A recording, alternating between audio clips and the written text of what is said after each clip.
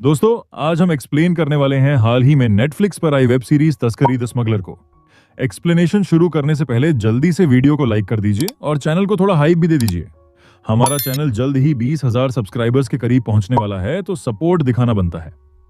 खैर, सीरीज की शुरुआत होती है दो नाइजीरियन लोगों से जो जान बचाकर भाग रहे होते हैं। उनमें से एक के पैर में गोली लगी होती है। उनके पीछे पीछे एक मोटी सी लड़की दौड़ रही होती है जिसका नाम स्वाति है। दोनों के बीच काफी देर तक पकड़म पकड़ाई चलती है, लेकिन आखिरकार वो दोनों नाइजीरियन वहां से भाग निकलते हैं। थक हार कर स्वाति वहीं बैठ जाती है।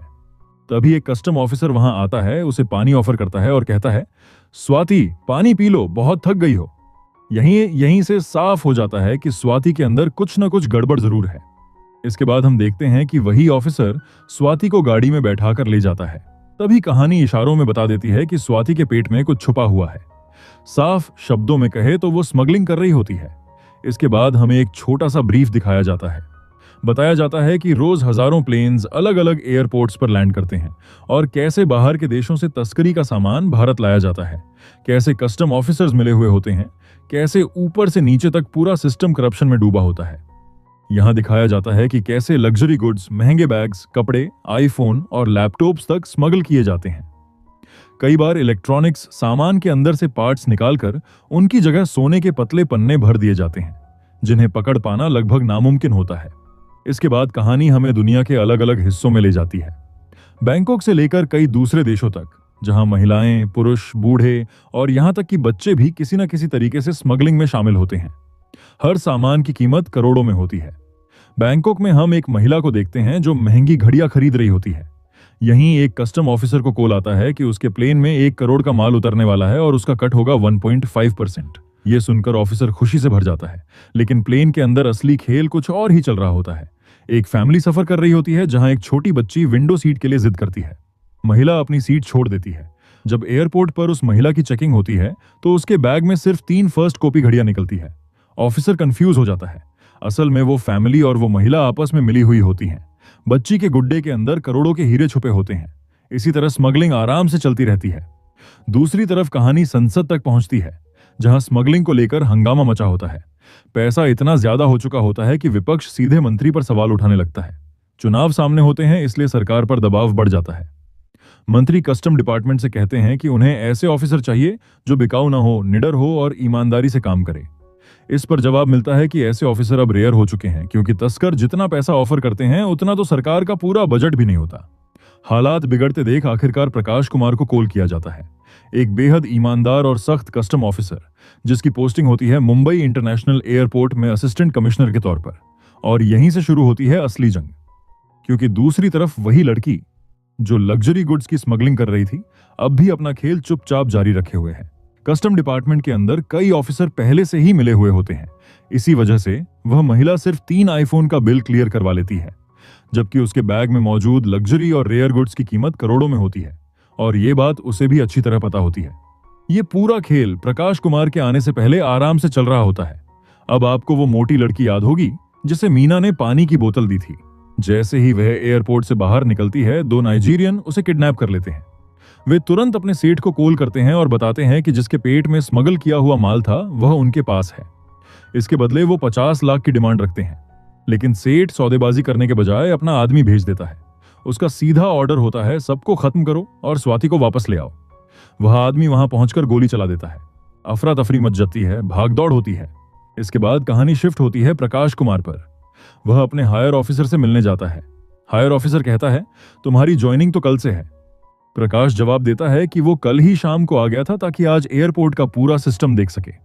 प्रकाश तुरंत सुझाव देने लगता है कि कई ऑफिसर्स की बदली होनी चाहिए और कुछ ऐसे लोग हैं जिन्हें यही रखना जरूरी है।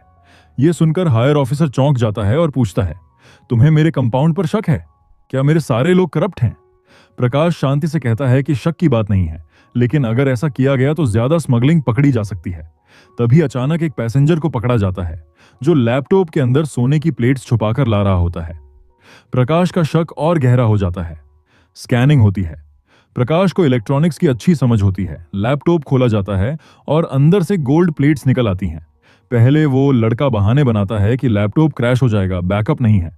फिर अपना बयान बदलकर कहता है कि यह बैग बगल में बैठी महिला का था जो सेम कलर का था और गलती से बदल गया। यहीं हायर अथॉरिटी को समझ आ जाता है कि प्रकाश कुमार कोई आम कस्टम ऑफिसर नहीं है, वह ईमानदारी से और पूरे दिमाग से काम करता है। इसके बाद हायर ऑफिसर प्रकाश से कहता है, तुम्हें तुम्हारा पहला वीआईपी टास्क मिलता है। वीआईपी ट्रीटमेंट का मतलब होता है बिना चेकिंग के ग्रीन चैनल से बाहर निकालना। इस बार एक मंत्री आ रहा होता है और उसके दामाद का नाम होता है सिद्धार्थ गुप्ता।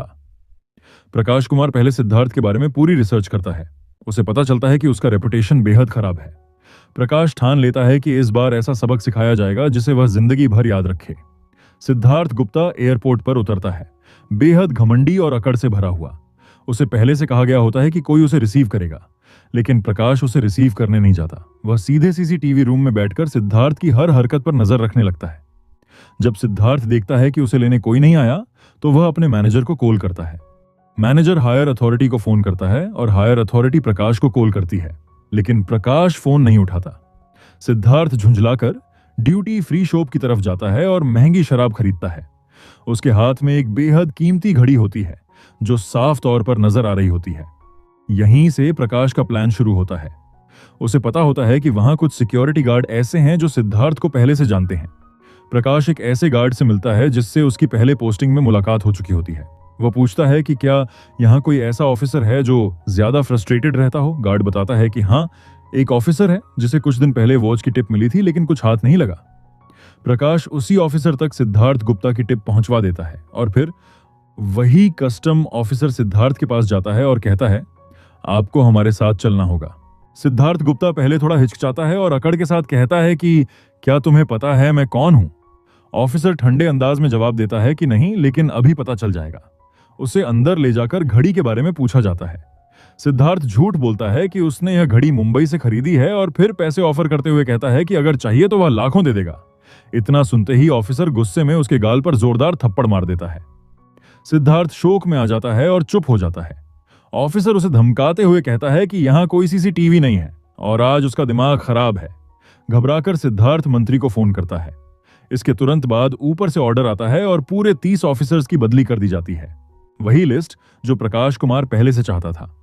इसके बाद सीन प्रकाश कुमार पर शिफ्ट होता है, जहां सीनियर ऑफिसर उसे डांटता है कि उसे सिद्धार्थ गुप्ता के आने की जानकारी दी गई थी और उसे वीआईपी ट्रीटमेंट देना था। प्रकाश शांत तरीके से जवाब देता है कि उसकी ज्वाइनिंग कल से है और सीनियर का नंबर उसके फोन में सेव नहीं था। जब तक उसने नंबर लेकर कॉल करने की कोशिश की तब तक सब हो चुका था।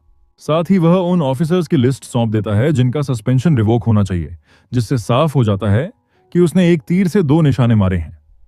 अब कहानी स्वाति की तरफ लौटती है, वही लड़की जिसने स्मगल किया हुआ सामान निगल लिया था। असल में उसकी टिप मीना ने नाइजीरियन गैंग को दी थी।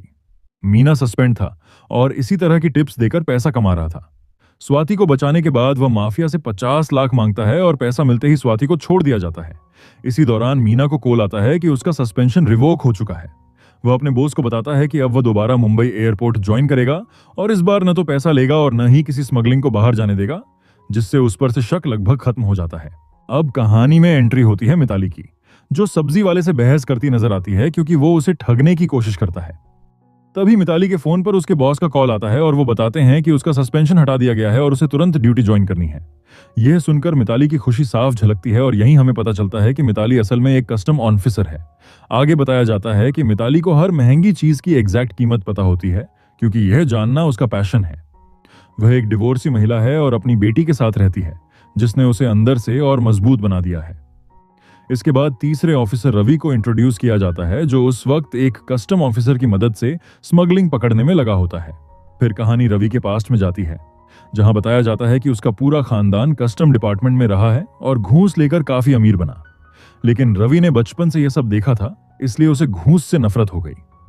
जब उसने नौकरी ज्वाइन की तो उसने खुद से वादा किया कि वह कभी रिश्वत नहीं लेगा। इसी दौरान उसे एयरपोर्ट पर काम करने वाली एक लड़की से प्यार हो जाता है और दोनों शादी करने वाले होते हैं, लेकिन शादी वाले दिन लड़की नहीं आती। वजह यह थी कि रवि घूस नहीं लेता था और लड़की को लगता था कि कम पैसों में जिंदगी चलाना मुश्किल होगा। इस धोखे ने रवि को अंदर तक तोड़ दिया।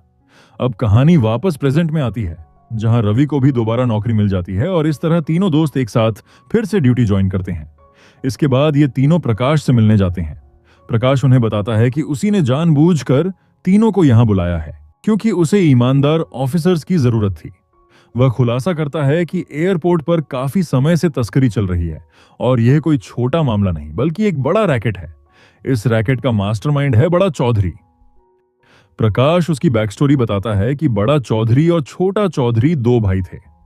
बड़ा चौधरी इंजीनियरिंग की पढ़ाई कर रहा था, जबकि छोटा चौधरी गैर कानूनी धंधों में उतर चुका था। तभी एक दिन छोटे चौधरी को एक गैंग गोली मार देती है।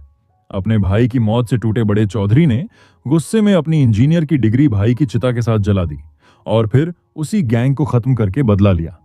यहीं से वह भी अपराध की दुनिया में उतर गया। बाद में उसके साथी शर्मा ने उसे तस्करी का रास्ता दिखाया और मुंबई एयरपोर्ट से यह धंधा शुरू हुआ। आज इसी तस्करी के दम पर बड़ा चौधरी इटली में राजाओं जैसी जिंदगी जी रहा है, लेकिन उसका नेटवर्क अभी भी एक्टिव है, जिसे खत्म करना जरूरी है। आगे प्रकाश चौधरी के नेटवर्क के लोगों के बारे में बताता है। मिडिल ईस्ट से माल भेजने का काम अन्ना संभालता है। लंदन में सैयद इस रैकेट को चलाती है और इंडिया में रमेश सारे इंपोर्ट्स मैनेज करता है। इसी तरह पूरा सिस्टम काम करता है और यही वह चेन है जिसे तोड़ना अब इन तीनों की जिम्मेदारी बन जाती है। इसके बाद प्रकाश कहता है कि आप सब मिलकर चौधरी को पकड़ने की प्लानिंग कीजिए, मैं पूरी तरह आपके साथ हूं। तो तीनों बिना हिचक मान जाते हैं। इसके बाद सीन इटली शिफ्ट होता है, जहां चौधरी अपने आलीशान बंगले में बैठा होता है।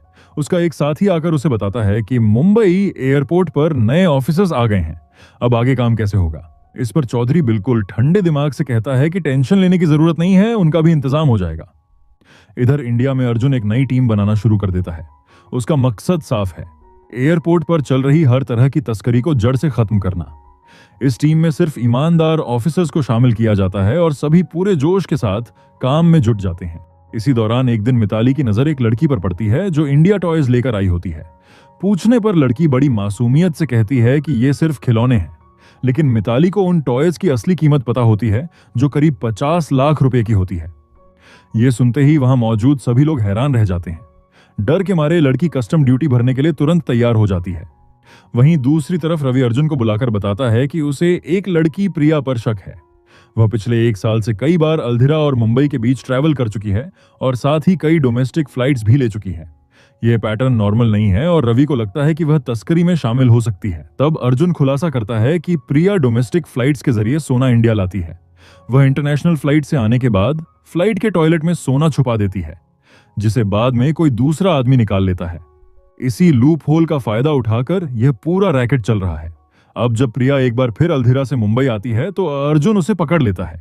चेकिंग के बहाने वो धीरे से प्रिया के कान में कहता है कि तुम्हारा रैकेट मेरे खास ऑफिसर के नजर में आ चुका है। फिर वह यह भी कहता है कि मैं तुमसे होटल में आकर मिलता हूं। यह सुनकर साफ लगता है कि अर्जुन और प्रिया मिले हुए हैं और दोनों मिलकर तस्करी कर रहे होंगे। इसके बाद अर्जुन हमें प्रिया के पास्ट के बारे में बताता है। प्रिया पहले एयर होस्टेस थी और वहीं उसे एक कैप्टन से प्यार हो जाता है। वही कैप्टन प्रिया का इस्तेमाल करके सोना इंडिया में स्मगल करता था। एक दिन अर्जुन प्रिया को पकड़ लेता है और उससे सोने के बारे में पूछताछ करता है। शुरुआत में प्रिया कुछ नहीं बताती, लेकिन फिर टूटकर कहती है कि वह कैप्टन से प्यार करती है और उसी के लिए यह सब कर रही थी, ताकि दोनों शादी करके आराम की जिंदगी जी सकें। तभी अर्जुन उसे सच्चाई दिखाता है कि कैप्टन पहले से शादीशुदा है और वह उसे सिर्फ इस्तेमाल कर रहा था। यह सुनते ही प्रिया पूरी तरह टूट जाती है और रोने लगती है। इसके बाद अर्जुन उसे एक मौका देता है और कहता है कि वह उसे छोड़ देगा, लेकिन बदले में उसे उसकी बात माननी होगी। अगली बार जब कैप्टन और ज्यादा सोना स्मगल करने के लिए प्रिया से मिलता है तो प्रिया चालाकी से वही सोना कैप्टन के बैग में रख देती है। नतीजा यह होता है कि चेक इन के वक्त कैप्टन पकड़ा जाता है। बाद में अर्जुन दोबारा प्रिया से मिलता है और कहता है कि वह काम की लड़की है और उसे एक मिशन में एसेट बनना होगा। प्रिया मान जाती है क्योंकि अर्जुन ने उसे बहुत बड़े केस से बचाया था। इसके बाद अर्जुन प्रिया को अन्ना के भतीजे राहुल को अपने जाल में फंसाने का काम देता है। एयर होस्टेस बनकर प्रिया राहुल के करीब जाती है और क्योंकि राहुल अक्सर स्मगलिंग के सिलसिले में ट्रैवल करता था, इसलिए उसे फंसाना आसान हो जाता है। दोनों मिलने लगते हैं और एक दिन प्रिया रोते हुए राहुल को बताती है कि उसकी कंपनी उसे नौकरी से निकालने वाली है क्योंकि वह एक बार स्मगलिंग में पकड़ी गई थी। राहुल उसे दिलासा देता है और कहता है कि वह उसे दूसरा काम दिला देगा। इसके बाद वह प्रिया को अपने चाचा अन्ना और उसके साथी सुरेश से मिलवाता है और बताता है कि प्रिया को स्मगलिंग के नए तरीके आते हैं। इस तरह प्रिया अन्ना के गैंग का हिस्सा बन जाती है। अब कहानी प्रेजेंट में आती है, जहां प्रिया चुपचाप अर्जुन से मिलती है। यहां साफ दिखता है कि प्रिया अर्जुन को पसंद करने लगी है और अर्जुन भी उसे चाहने लगा है। प्रिया अर्जुन को उन ऑफिसर्स की लिस्ट देती है जो चौधरी के लिए काम कर रहे हैं और लिस्ट देखकर अर्जुन भी चौंक जाता है। इसके बाद स्पेन का सीन आता है, जहां चौधरी के साथ ही सैयद स्मगलिंग संभाल रही होती है। वहीं चौधरी एक आदमी को मार देता है क्योंकि उसने चोरी करने की कोशिश की थी। इसके बाद प्रकाश अर्जुन को बुलाता है और बताता है कि एक समिट होने वाली है जिसकी सिक्योरिटी की जिम्मेदारी अर्जुन की टीम को दी गई है। अर्जुन कहता है कि ऐसे में चौधरी स्मगलिंग कर देगा, लेकिन प्रकाश बताता है कि यही प्लान है। अर्जुन को समिट में रहना है और जैसे ही माल इंडिया पहुंचे तुरंत एक्शन लेना है। यह सुनकर अर्जुन तैयार हो जाता है। फिर अर्जुन पटेल नाम के एक ऑफिसर से मिलता है जो चौधरी के लिए काम करता है और उसे बता देता है कि उनकी ड्यूटी समिट में लग गई है। पटेल तुरंत चौधरी को कॉल करके बता देता है कि अगले 2 दिन मुंबई एयरपोर्ट पर पुराने ऑफिसर ही रहेंगे और माल आराम से उतर सकता है। यह सुनकर चौधरी खुश हो जाता है और अन्ना को भी बता देता है। अन्ना, सुरेश और प्रिया मिलकर स्मगलिंग की तैयारी शुरू कर देते हैं। वहीं सैयद भी अपने लोगों को एक्टिव कर देती है। आगे हम देखते हैं कि अन्ना एक शेख के साथ खड़ा है। असल में सारा माल उसी शेख के बोस का होता है जिसे चौधरी इंडिया में पहुंचाता है और मोटा पैसा कमाता है। सब कुछ सेट होने के बाद अर्जुन प्रिया को कॉल करता है और कहता है कि वह वहां से निकल जाए क्योंकि उसकी जान खतरे में है। जैसे ही प्रिया पैकिंग शुरू करती है, राहुल वहां आ जाता है और उसे अपने साथ चलने को कहता है। शक न हो इसलिए प्रिया उसके साथ चली जाती है। रास्ते में राहुल बताता है कि चाचा ने कहा है कि जब तक माल मुंबई में लैंड नहीं हो जाता तब तक प्रिया उसके साथ ही रहेगी। यानी अब अन्ना को प्रिया पर शक होने लगा था। थोड़ी ही देर में राहुल की कार को पुलिस घेर लेती है और उसे ड्रग्स स्मगलिंग के आरोप में अरेस्ट कर लिया जाता है। वहीं प्रिया को भी पुलिस अपने साथ ले जाती है। इसी सस्पेंस के साथ एपिसोड 3 खत्म हो जाता है। एपिसोड 4 की शुरुआत में खुलासा होता है कि यह सब अर्जुन की प्लानिंग थी। अर्जुन को पहले से अंदेशा था कि प्रिया की जान खतरे में पड़ सकती है, इसीलिए उसने अपने भरोसेमंद साथी गोविंद को फोन किया, जो अल्धिरा में एक अहम पोस्ट पर था। गोविंद ने राहुल को फंसवाया ताकि प्रिया को सुरक्षित बाहर निकाला जा सके। इसके बाद गोविंद प्रिया को उसका पासपोर्ट देता है और उसे इंडिया भेज देता है। वहीं राहुल को गोविंद की टीम रेगिस्तान के बीच छोड़ देती है ताकि वह अन्ना से संपर्क न कर सके और स्मगलिंग का माल बिना रुकावट मुंबई में लैंड कर जाए। उधर चौधरी के सारे साथी अपने अपने एसेट्स मुंबई भेजने लगते हैं। करोड़ों का माल ट्रांजिट में होता है और चौधरी राहत की सांस लेता है कि कुछ दिनों के लिए टेंशन खत्म हो जाएगी। जैसे ही प्लेन लैंड करने वाला होता है, अर्जुन समिट छोड़कर सीधे एयरपोर्ट पहुंचता है और सभी ऑफिसर्स की मीटिंग बुलाता है। अर्जुन को देखते ही पटेल के होश उड़ जाते हैं। अर्जुन सबको बताता है कि आज करोड़ों का माल आने वाला है, इसलिए सभी अपने फोन जमा करेंगे और किसी भी हालत में तस्करों को रंगे हाथों पकड़ा जाएगा। मजबूरी में पटेल को भी बात माननी पड़ती है। प्लान के मुताबिक पहला माल जानबूझकर जाने दिया जाता है ताकि बाकी तस्करों को सिग्नल मिले कि सब सेफ है। यह जिम्मेदारी पटेल को दी जाती है कि वह उन पैसेंजर्स को बाद में पकड़े, नहीं तो उस पर शक आ सकता है। पहला माल क्लियर होते ही चौधरी के लोग अन्ना को खबर देते हैं और अन्ना अपने बाकी सारे एसेट्स भेज देता है। लेकिन जैसे ही बाकी स्मगलर्स एयरपोर्ट पर उतरते हैं, अर्जुन की टीम एक्शन में आ जाती है। देखते ही देखते सैकड़ों करोड़ का माल पकड़ लिया जाता है। खुद ऑफिसर्स भी इस रिकवरी को देखकर हैरान रह जाते हैं। वहीं पटेल उन पहले पैसेंजर्स का पीछा करता है, लेकिन वे निकल जाते हैं। इसी दौरान रमेश भाई के लोग पटेल को पकड़ लेते हैं। रमेश भाई के आदमी पटेल को बुरी तरह पीटते हैं और उस पर जासूसी का आरोप लगाते हैं। पटेल सफाई देता है कि वह तो सिर्फ नाटक कर रहा था। तभी अर्जुन की टीम पुलिस के साथ वहां पहुंच जाती है। असल में अर्जुन ने पहले ही पुलिस को पटेल पर नजर रखने को कहा था। इस तरह पटेल को भी बचा लिया जाता है। इसी के साथ एपिसोड 4 खत्म हो जाता है। एपिसोड 5 की शुरुआत में प्रिया सुरक्षित इंडिया लौट आती है। अर्जुन उसे देखकर राहत महसूस करता है। अर्जुन बताता है कि जैसे इंडिया में रॉ है, वैसे ही कस्टम डिपार्टमेंट के पास कॉइन नाम की एजेंसी होती है जो विदेश में एक्टिव रहती है और बड़े खर्चों की जानकारी कस्टम को देती है। गोविंद भी इसी एजेंसी के तहत काम करता था। उधर अन्ना को राहुल मिल जाता है, लेकिन उसकी हालत बेहद खराब होती है। वहीं इतनी बड़ी तस्करी पकड़ने के लिए प्रकाश और उसकी टीम की जमकर तारीफ होती है। जब यह खबर चौधरी तक पहुंचती है कि करीब 1000 करोड़ का माल पकड़ा गया है, तो वह गुस्से से आग बबूला हो जाता है। इसके बाद अर्जुन की मुलाकात सक्सेना से होती है, जो पहले एक ईमानदार कस्टम ऑफिसर रह चुके थे। अर्जुन उन्हें अपनी इंस्पिरेशन मानता है। इसी बीच प्रकाश को उसके सीनियर बुलाते हैं और बताते हैं कि बैंकॉक में एक समिट है जहां उसे जाना होगा। प्रकाश इस जिम्मेदारी को स्वीकार कर लेता है। उधर अर्जुन प्रिया को सेफ हाउस ले जा रहा होता है क्योंकि उसकी जान अभी भी खतरे में है। तभी चौधरी के लोग हमला कर देते हैं, लेकिन तभी खुलासा होता है कि यह अर्जुन नहीं बल्कि मिताली थी। असल में प्रिया को रवि पहले ही सेफ हाउस पहुंचा चुका था और अर्जुन सिर्फ ध्यान भटका रहा था। मिताली अकेले ही चौधरी के आदमियों को धूल चटा देती है। रात में पूरी टीम इस बड़ी जीत का जश्न मनाती है। पटेल भी खुश होता है कि सब प्लान के मुताबिक हुआ और इतनी बड़ी तस्करी रोकी जा सकी। इसके बाद अर्जुन प्रिया से मिलने आता है। दोनों के बीच लंबी बातें होती हैं और यहीं से धीरे धीरे इनकी लव स्टोरी शुरू हो जाती है।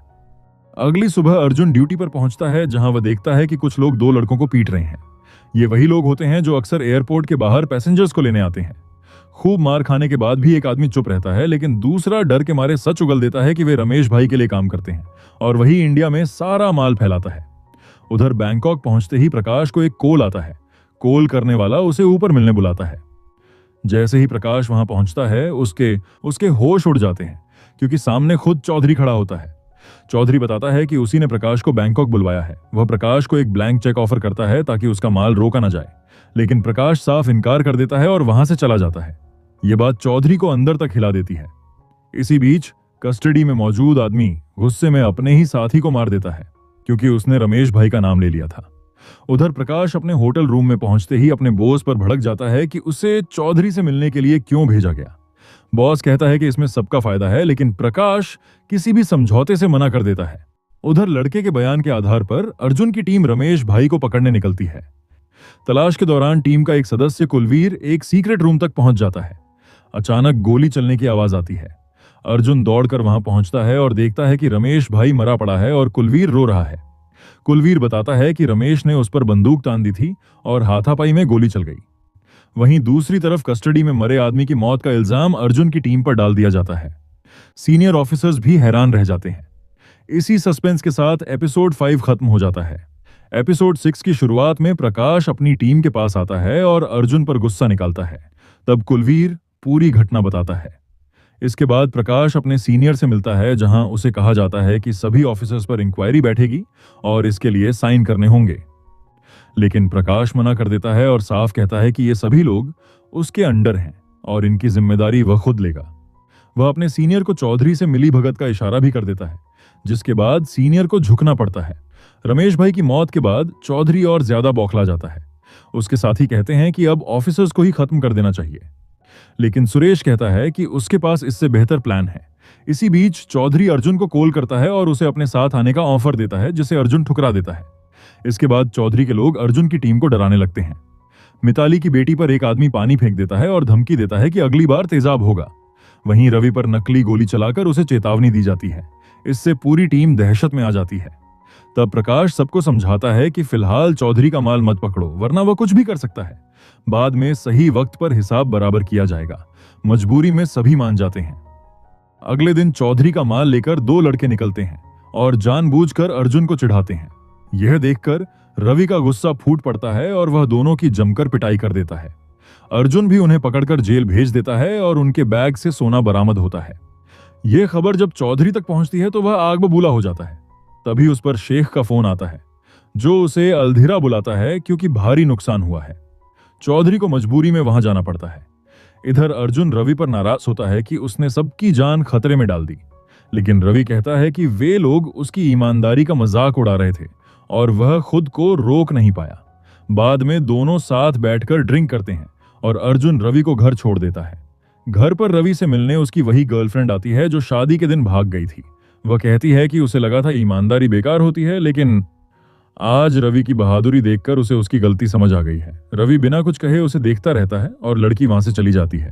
अर्जुन जैसे ही अपने घर पहुंचता है तभी उस पर चौधरी का फोन आता है। वह ठंडे लहजे में कहता है, तेरा दोस्त अब ज्यादा देर का मेहमान नहीं है। यह सुनते ही अर्जुन घबरा जाता है और बिना वक्त गवाए रवि के घर की तरफ दौड़ पड़ता है, लेकिन वहां पहुंचते ही उसका दिल टूट जाता है। रवि की लाश जमीन पर पड़ी होती है। अर्जुन फूट फूट कर रो पड़ता है। थोड़ी देर में पुलिस मौके पर पहुंचती है और जांच के दौरान रवि के घर से 50 लाख रुपए कैश बरामद होता है। तभी अर्जुन समझ जाता है कि चौधरी जानबूझकर रवि की इमेज खराब करना चाहता है। उसी दौरान उसकी नजर कुलवीर पर पड़ती है, जो किसी से फोन पर हंसते हुए बात कर रहा होता है। अर्जुन शक के आधार पर कुलवीर को बहाने से अपने साथ थाने ले आता है। थाने पहुंचते ही अर्जुन कुलवीर को दबाव में लेता है और सच उगलवाने लगता है।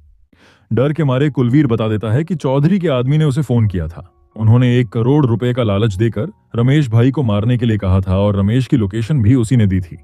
कुलवीर ने रमेश को मारकर ऐसा नाटक किया जैसे रमेश ने ही उस पर हमला किया हो। यह सब सुनकर अर्जुन कुलवीर को तुरंत अरेस्ट करवा देता है। इसी बीच अर्जुन को फिर से चौधरी का फोन आता है। वह कहता है, अब बारी प्रिया की है, बचा सकता है तो बचा ले। यह सुनकर अर्जुन के होश उड़ जाते हैं। यहीं पर एपिसोड 6 खत्म होता है। एपिसोड 7 की शुरुआत में अर्जुन तुरंत प्रिया के पास पहुंचता है। राहत की बात यह होती है कि प्रिया बिल्कुल सेफ होती है।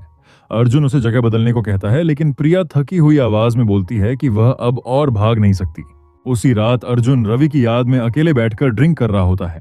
तभी वहां रवि की एक्स आती है और एक चौंकाने वाली बात बताती है। वह कहती है कि रवि ने एक बार कहा था, अगर उसे कभी कुछ हो जाए तो अर्जुन को सक्सेना का नाम जरूर बताना। यह सुनकर अर्जुन चौंक जाता है। असल में अर्जुन को पहले से पता था कि चौधरी की गैंग में कोई इन्फॉर्मर है। अब सक्सेना का नाम सामने आते ही वह सीधे सक्सेना सर से मिलने चला जाता है। उधर चौधरी अल्धीरा में अपने मेन बॉस से मिलने पहुंच चुका होता है। तभी उसके खबरी का फोन आता है और वह बताता है कि चौधरी की टीम में ही कोई आदमी सारी जानकारी दुश्मनों तक पहुंचा रहा है।